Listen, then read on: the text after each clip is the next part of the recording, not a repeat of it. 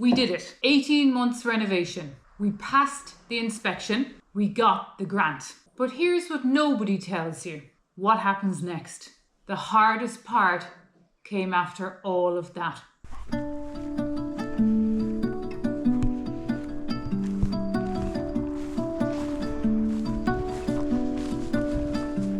In the depths of silence, where echoes remain. Grant, paperwork, submitted, posted, work, finished, home inspection, tick, whiteboard of jobs. We're never ending. And finally, we had a grant payment. You want to be in the video? And I'm losing my mind, losing my mind. You came down because you want to be in the video? You want to be in the video? You wanted to say hello? Did you? Oh, it looks like all the chickens are coming too. Downpipes to finish.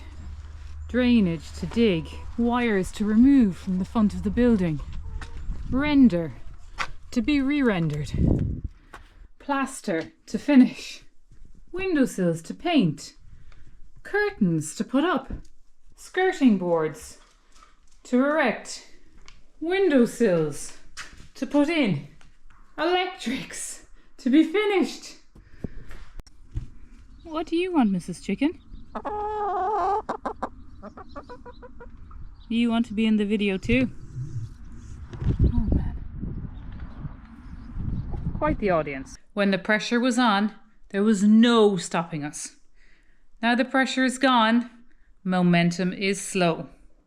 We built the whole reno around the grant milestones. Life was one big checklist. When we finished and ticked off that last box, I expected huge relief. But then came fatigue and confusion over where we went next. We underestimated how much we were running on pure adrenaline. Every morning had an urgency. Every evening had a goal. But now we have nobody coming to inspect. And we have no timeline looming in the future. And we are tired in a way that we never felt before. It's like the silence hits harder than the noise ever did in the chaos. I can see the way you're sitting quietly. You look a little lonely. With your heart out of your chest, I'm screaming, help me forget all about today. It's a secret. Lots of people have asked us about this and asked us about the whole process and how we were getting on and how we managed to plan it all and all of this kind of thing. But there were three main sort of questions that a lot of people have asked us just recently. So the first question is, did you have a sense of accomplishment when the grant was paid? Oh, for me? These are questions for me, yeah? Yeah, for both of us. You go first. No, not really. Borrowed the money off family to pay for everything, so it was only in my account for a few minutes. I had to send it back. So a lot of people thought we'd take the grant and we'd go on to the next project, but that wasn't the case. No. But did you feel accomplishment at any stage? I think when I looked at any of the buildings that we had built ourselves, I felt tremendous accomplishment. I felt accomplishment when we actually posted off the application and everything was gone.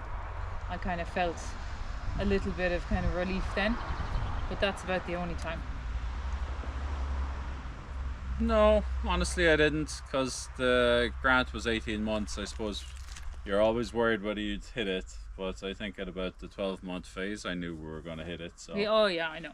It wasn't such a huge deal. The only thing, it was an accomplishment, but maybe that's not what you're asking. I felt relief to be done with the process. Yeah. Because it was like a sword, like the sword of Damocles just hanging over your head. You didn't know, like we were pretty sure we were going to get everything back, but you just don't know whether you're going to get it back. And no. So I had huge relief when we finished, but accomplishment, not so much. No, and yet lots of people say, oh, you accomplished so much, or you did it, like, we don't really feel like that No, not at really. all. No. And yet when you look at what we did, we have accomplished a lot. But you don't feel it yourself. But Other that's people see it and say it. but what we did on the house, like that's not even 20% of our plans. So like obviously this is where we're sat now. That's going to be coming to you in a few weeks, I'd say, but like this alone feels like almost more of a project than the house in itself. Yeah, possibly. Yeah. Okay, second question. Why does it feel harder now than when you were doing the grant process? Well, as I was saying to you earlier, I think that when we're on the grant process, they gave us all the constraints. We had to agree to like live in it for 10 years. It had to be habitable. You have to have heating, you have to have water. You had a certain amount of time. We had 18 months, other people had 13 months. You had a certain budget. You couldn't really go over the 70,000. We were focused on the 80,000, and there was only so much we could do in that, so we couldn't do lots of things. So once you have all of those constraints, it's very easy to put together a plan. Maybe. Like, you spend so much in so much time frame, and it needs to be X ready. So you start with your end result, which is you're getting your money back, the house is livable, and you can work way back, and you can kind of set monthly targets or whatnot. But then when you don't have the grant, Now it's harder. it's like, Because you kind of have to, I find that we will constantly ask ourselves more about what should come first. Whereas I think in the grant process, we knew what should come first, whether we liked it or not.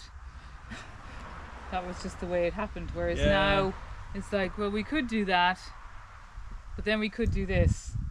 So, and there's loads of things we've yet to do in the house. Like we still don't have the stairs done.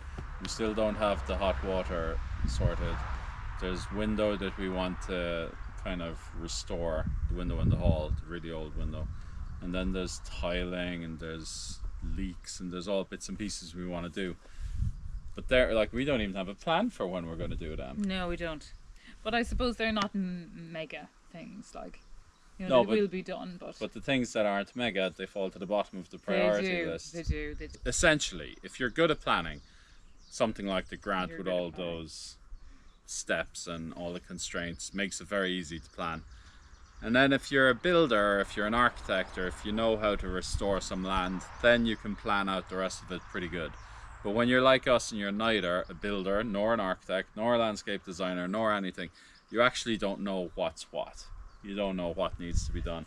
And it's almost impossible to plan. Because like I remember in January, we were cutting down trees, and then we were digging foundations, and then we had to do some more work on the house with the gutters, and then we had to jump across the lengths of building an extension for the solar array, and then we had to come down back to stonework, and then we spoke to the solar people. Then we had to build loads of piping, and then why on earth we're getting an EV charger, I don't know, but we had to do trenches for the, and it's like you keep bouncing all over the place. I would almost say that like the last 6 months we haven't been able to plan it from where we started in January cutting down the trees to where we are now. Like, so you can't plan the whole thing. You kind of had more trees to come down then in between the So whole that's frustrating in a sense, and it's annoying and disappointing in another sense, but it's really important because then you can meander through jobs. And if we sat down and we started to think about an EV charger, like, our heads would have just been exploded. It's just too much to think about. Like, but as you meander through, you start to Find a see way. things that pop up, and it's time to do it. So it is a lot harder. You can't plan. It's stressful, and then you need to find money for every single project that comes up. So it's even hard to plan financially for how to do things. Like all of the electric cables that I had to do for the solar array, I think I spent almost about €3,000 in armoured cable throughout the whole of the site. Like, that's ridiculous. When I was starting in cutting down the trees in September, like, I had no notions of spending 3,000. I was just trying to plan how much these cabins would cost. Like, Yeah. €3,000 for cables and an underground cable for an EV charger. It's like no sense. So planning the work is hard, planning the finances, it's impossible. But somehow you also like the weather is sunny now, so I can just choose to work outdoors in this. If it's rainy, I might do some electrical stuff. So there's pros and cons to it, but you're always stressed by something, I suppose. I don't think stress is the right word. It's definitely harder without the grant. Is it hard? You bring it on yourself. Yeah, well, this is it's like being, doing work for somebody else or working for you, or actually being self-employed, isn't it? Yeah. You've kind of just got to keep it going. I did find it difficult when I was working a full-time job, and then I was going in the evenings doing these projects. Like, that was hard, but we were very focused because of the grant. Yeah. So I had to go out and do it. So it wasn't even a decision. I would find it very difficult to give up a weekend, or very difficult to give up an evening, because there's no timeline. There's no real sort of urgency, but that also means nothing gets done, and projects go on for months and months and months. So it's hard, maybe isn't the right word, but like, it is hard, but hard isn't the right word. It's just maybe less focused might be a better way. This work is definitely less focused, and we have to be very on point every morning to figure out what we're going to do. We're constantly asking, what are you up to, or what am I up to, because we can't even keep track of our own work, let alone each other's. And then the last question is, what would you tell people just starting out on the grant process? Starting out? Yeah. I'd probably say try to work out what you want to have got out of the grant process, and try and get as much as you can within the financial limits of the 70,000. So without mentally killing yourself. That's what we tried to do, and it worked, but it was tough. But then once we knew what we had to do, we got everything, and then we ended up falling over ourselves every time because we had everything. But at the same time, it felt good to have the money spent, because that was what the budget was for. So yeah, cost is a big thing, especially when it's not a huge amount of money. Houses cost a lot more than 70,000 generally, so you do have to watch that. Well, I would say if you're starting out is to find out where the edge of your comfort zone is and just push a little bit beyond that. You want to be doing things you don't have to, but I just suppose to make the most of the grant process and to make the most of the money you receive, because this is one of the rare times you're ever going to get a large lump of money from the government. Make the most of it. So to make the most of it, try and take on as much of it as you can yourself. Like, if you only feel comfortable painting, maybe try to put your kitchen together, buy a carcass and put the doors on. Or if you're decent at carpentry, do a bit of stonework. Or if you're decent at building, do a bit of roofing or whatever. Just push yourself a little bit beyond, find out what you're comfortable with, and then just take on a little bit more. YouTube is brilliant. There's everything you could imagine to learn on YouTube, but you do want to get a little bit out of it. And then the second thing is, don't fucking waste your time. It's a beautiful day today. We should be at the beach, really. But don't waste your time. It's like, if you just think the grant, which we tried not to make this mistake, but we still got caught up in it. We just realized the grant is 18 months, and you kind of feel like there's 18 months of work ahead of you. The reality is there's several years of work ahead of you. We're going into our third year now. Yeah. And the grant is just a small segment of it. So yeah, don't think you've 18 months, I'm going to take a break.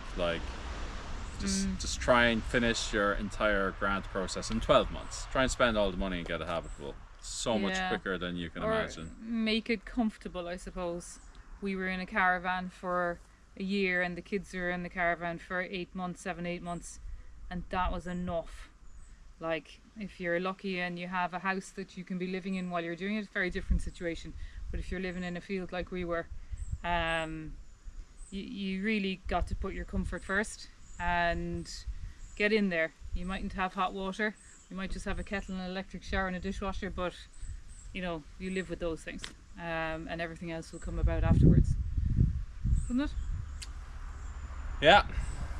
Try and take on as much, learn a few skills, don't waste any time, get stuck in, and if you start to like it, if you start to do stuff yourself, I wouldn't say it's addictive, but you just realize that the value you can bring to things, and then you'll naturally take on more and more and more and more. And you know, if you take on a job and you run out of time or you run out of money, you can decide to cut a few corners, and that's okay, because you can justify that yourself and you can come back in the future. That's perfectly fine. But if you save up a lot of money and you pay someone to do something, and maybe you don't have enough money, maybe they're in a rush and they cut corners, that's very difficult for you to live with, I think. It's very difficult. But if you cut corners yourself, it's absolutely fine. So as long as you realize that it's longer than the grant, it's longer than 18 months, you don't have to get everything perfect, just get it done. You know, perfection is the enemy of good. Getting it done is way better than getting it perfect. That's very true. Okay, well, that's our journey. I gotta get back to work now. You keep going, and I'll see you later. I suppose I will.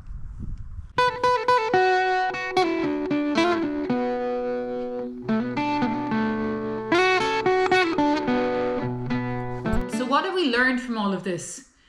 Well, we are learning to slow down, and it's okay to not bounce back straight away after the chaos and craziness of the grand timeline. After 18 months of survival mode, we need to be able to give ourselves the space and rest to continue on our lives, and to learn to dream again and rediscover the joys of what you like doing, whether it's just going out and clearing a few brambles, or attacking a piece of the garden, or building something that you've always wanted to build, whatever it might be.